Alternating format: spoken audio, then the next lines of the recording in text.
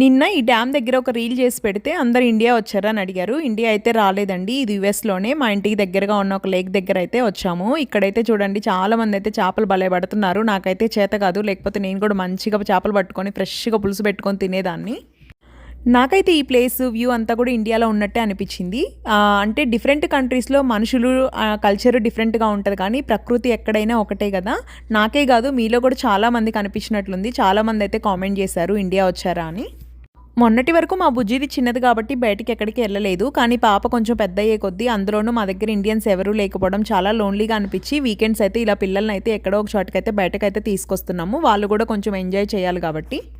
బయటకు వచ్చినప్పుడు కామ్గా ఉండం కదా, ఇంక రీల్స్ కూడా చేసేసాను. బట్ 2 రీల్స్ చేసిన తర్వాత ఇంకా అదే పనిగా ఉండద్దు, అదే లోకంగా ఉండద్దు అని చెప్పేసి నా పిల్లలతో అయితే ఎంజాయ్ చేశాను. ఈ వీడియో చూస్తున్న వాళ్ళందరూ ఫాలో చేసుకొని సపోర్ట్ చేయండి. అలాగే యూట్యూబ్లో సబ్స్క్రైబ్ చేసుకోండి, ఫేస్బుక్లో కూడా ఫాలో చేసుకొని నన్ను అయితే సపోర్ట్ చేస్తారనుకుంటున్నాను. Thank you.